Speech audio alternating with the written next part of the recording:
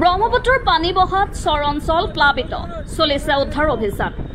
ব্ৰহ্মপুত্ৰ নদীৰ পানী বহাৰ ফলত বৰপেটা জিলাৰ চেঙা সমষ্টিৰ চৰ অঞ্চলসমূহত বন্যা দেখা দিছে পানীৰ স্ৰোত বৃদ্ধি পোৱাৰ ফলত অঞ্চলটোৰ প্ৰত্যেকটো ঘৰ পানীত বুৰ যোৱাৰ পৰিস্থিতি হৈছে প্ৰভাৱিত অঞ্চলৰ ৰাইজৰ সহযোগিতাৰ বাবে উদ্ধাৰ অভিযান চলাই থকা হৈছে চেঙা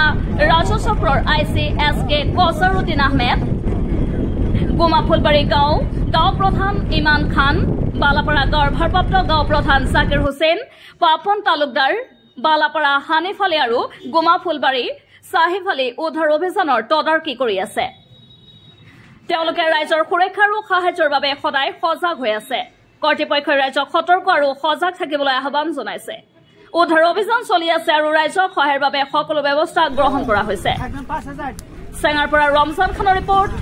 দ্য ট্ৰুথ 24 আজি অসমৰ যিটো বান পৰিস্থিতি এই পৰিস্থিতিৰ ওপৰত নিৰ্ভৰ কৰি আৰু প্ৰাকৃতিক দুৰ্যোগ আৰম্ভ হৈছে এই দুৰ্যোগৰ ওপৰত নিৰ্ভৰ কৰি চেঙা ৰাজচক্ৰৰ বিষয়া মহোদয়ৰ নিৰ্দেশ মৰ্মে মই কছাৰুদ্দিন আহমেদ চেঙা ৰাজচক্ৰৰ ICSK আৰু লাটমণ্ডল হয়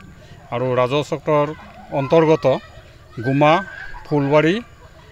বালাপাৰা চন্দনপুৰ আৰু হেপচা এইকেইখন গাঁও মই পৰিদৰ্শন কৰোঁ আৰু তাৰে যিখিনি মানুহ উঠাব লগা আছিল বানপানীত আবদ্ধ হৈ আছিল সেই মানুহ আৰু গৰু ছাগলী আমি উদ্ধাৰ কৰি স্থায়ী কেম্পত আমি জাগাত ঠাই দিছোঁ তেওঁলোকক এতিয়া এইখিনিয়ে